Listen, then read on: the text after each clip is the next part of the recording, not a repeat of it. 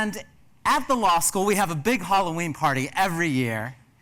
And it's hosted by the Environmental Law Society, so instead of everybody dressing up as ghosts and goblins and witches and things like that, everybody dresses up as the scariest environmental problem they can think of. So people are dressed as toxic waste. Other people are dressed as particularly noxious zoning laws. That's for Jane Jacobs. The other people dress up as some members of the US Congress. But there was this one couple that came almost completely naked. Now, this is Berkeley, that's not that unusual, but all they had was little bits and pieces of the New York Times strategically placed, but still, there was a lot of flesh that was exposed. And people looked at them and they said, "What environmental problem are you?" And they said, "Hey, we're the worst environmental problem of them all, inadequate news coverage." Okay. You guys are good, because I actually gave this speech at MIT a few years ago, and I told this, which is a true story, and I told this, and the reaction in the audience was, "What is this phenomenon known as humor? It does not compute." I joke, but I actually told that part, and after my speech last time, somebody came up to me and said, "I want to introduce you, I'm from MIT." So I'm just joking. MIT is a wonderful institution, but I tell that story because there is inadequate news coverage, and that inadequate news coverage is about victories. When I was in college, all of my classes were about problems. I could learn with the best of them about violence and war and oppression, and I took a lot of courses at the university that taught me how to analyze and critically see the problems of the world. But I didn't see a lot about solutions. In fact, I remember taking one environmental studies course, and the professor walks in and says, "Welcome to environmental studies. This week we're going to talk about global warming. Next week, environmental racism. The following week, endangered species." And so on, and people are crying, and the TA gets up and says, "We're going to form a support group to get through this class." And I raised my hand and I said, "Can we talk about solutions at all?" And the professor says, "I'm afraid we don't have time for such an academic exercise." But this was not academic to me, because another key part of this story that a lot of you know is that my first exposure in college, my first class, what you might call Real World 101, was when I was 17 years old. It was my first week before I ever took a class in college, and I was ambushed and attacked and brutally beaten and left to die. I don't remember this at all. The last thing I remember is the darkness, and then my memory retreats in fear. I was soaked in my own blood. I was the victim of gang warfare. And I was in the wrong place at the wrong time. I didn't regain consciousness till many hours later in the emergency room. And that was my biggest education. And so when I was in college, looking for solutions was not an academic exercise. But all my classes were about problems. And so, of course, there's this wonderful newscaster, Scoop Nisker, in the San Francisco Bay Area, who at the end of his newscast, the news is often so filled with problems, and so at the end of his newscast he says, "And if you don't like the news, go out and make some of your own." So I decided, I don't really like my classes, so I'm going to make some of my own. And so Berkeley, being a very progressive university, allows you to do this, and I started my own courses about environmental solutions, and then looking at other solutions, and I would invite amazing people, like the types of people we've had today, like Aletta, like Earl, like David, amazing people who would come in and talk about their visionary ideas for changing the world. And the students were so inspired, and yet I thought, wait a second, I wonder, is this just limited to a few extraordinary individuals? Can all of us do this? How does somebody who's not a great social innovator, somebody like me, how do I actually change the world? I didn't know how to deal with the overwhelming problems of violence that I was facing in my own life. So I decided to go back, after being a community organizer and an attorney, I decided to go back for a PhD to study, when do people win? When people are working for social change, what are the factors most correlated with success? Because back in my Berkeley days, of course, we marched through the streets and everybody would march, "The people, united, will never be defeated." And a friend of mine, Fran Peavy, she was a stand-up comedian, and she turned to me and she said, "I don't think that's true."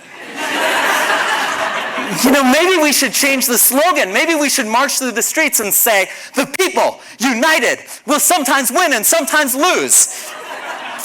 So I said, good point. So my doctoral research was looking at, when do people win and when do people lose?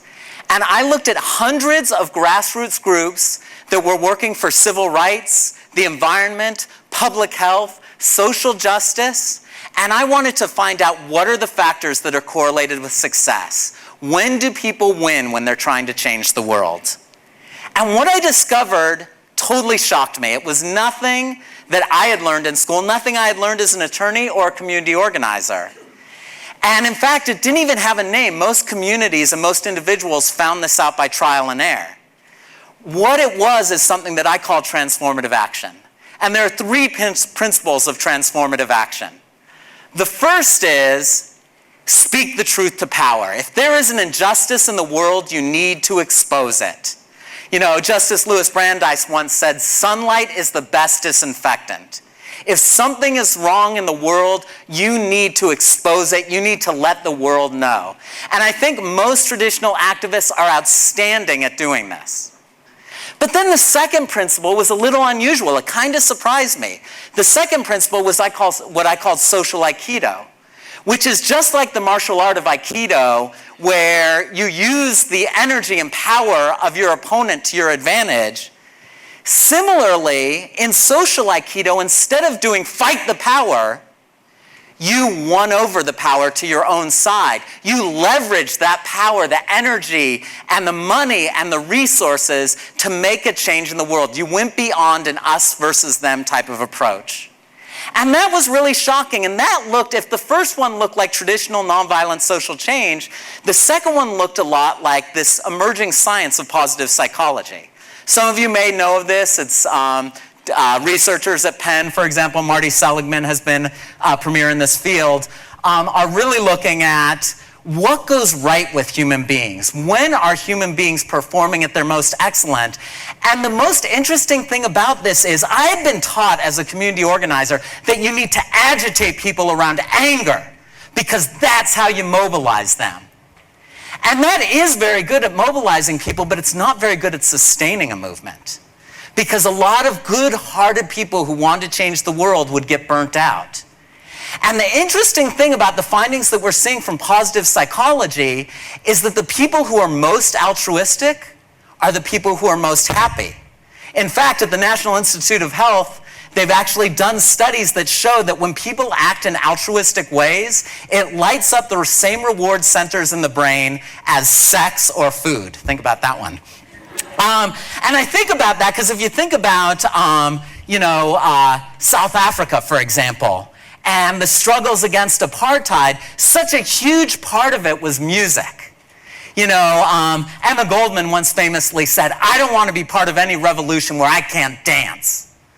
And think about the joyous music of somebody like Miriam Makeba, which I'll play for a second here.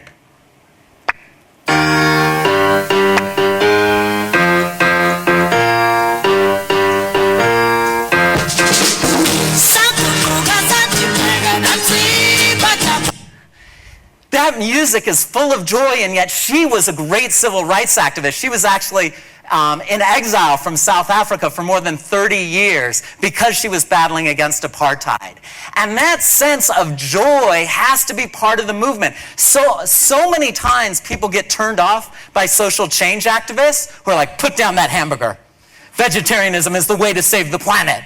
And then you're just like, whoa, you feel personally attacked. And this goes to the third principle of transformative action, which I think is the most like social entrepreneurship.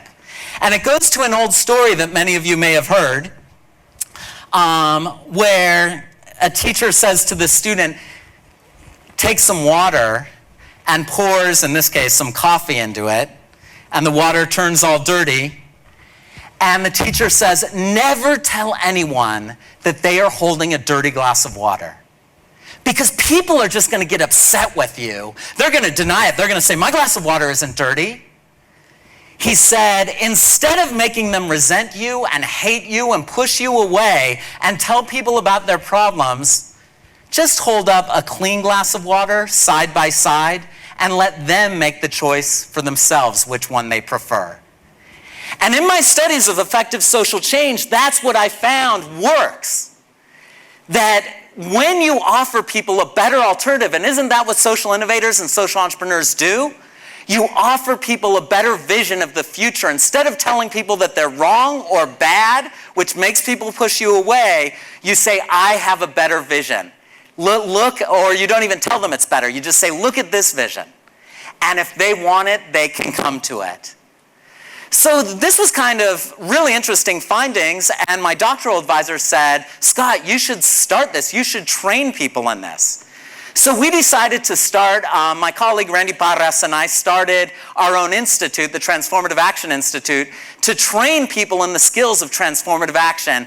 And we decided to start with young people. Because young people have always been at the forefront of social change. Think about the last 50 years. Think about, in the 50s and 60s, it was young people leading the civil rights movement. In the 60s and 70s, it was young people leading the environmental movement, the women's rights movement, the Chicano movement, the gay and lesbian rights movement. In the 80s and 90s, it was young people all over the world leading the revolutions for human rights and democracy in Eastern Europe and South Africa, so many other places. And we said, isn't it time for a new movement?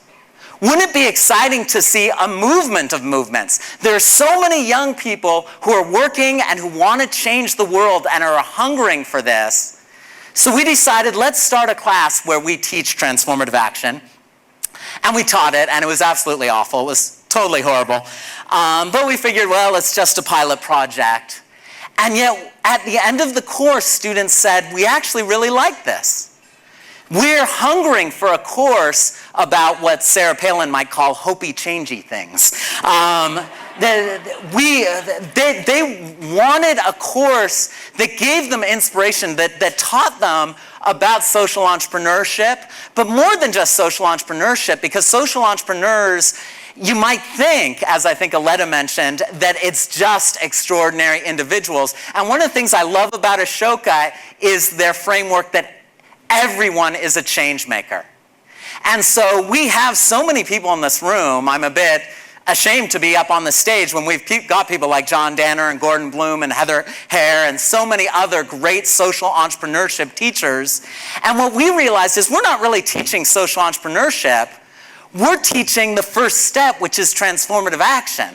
We are teaching everyone how they can change the world. And the first part of our course is about looking at people's exploring their hopes and dreams and passions and what they want to do. And the second part of the course is looking at, okay, well, what are the key skills that change makers need?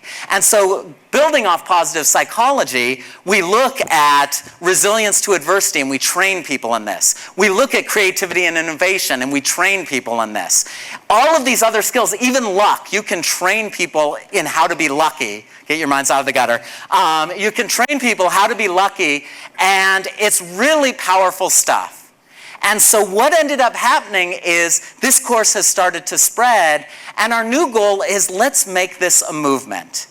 We've already got Teach for America, which is this amazing social enterprise that has mobilized tons of young people to go out and change the world, to devote 2 years of their lives to teaching.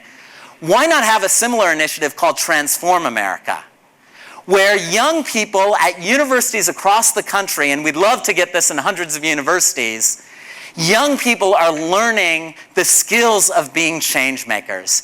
Because ultimately, when Ashoka asked me to speak about finding your story, I think what's really powerful, if we're really going to transform higher education, it's not about the traditional, I'm the lecturer up here, I think Aletta mentioned the banking method of education. I believe it was Yeats who said, the purpose of education is not to fill a bucket, but to light a fire. And so the best forms of education are not necessarily an individual up here filling quote-unquote empty heads, but it's about helping other people discover their own story. So I realize that TED Talks are usually, a lecture and passive audience, but I want to involve you because if you see your story as one of making change in the world, I want you to stand up. So those of you who feel like your story is about trying to change the world, let's stand up. Let's see how many people in this room are trying to change the world. Now this is the collective story. This is the collective story that we're all doing together. So I'm just going to leave you and say, it's time for all of us to dance. So come on up, anyone who wants to dance. Come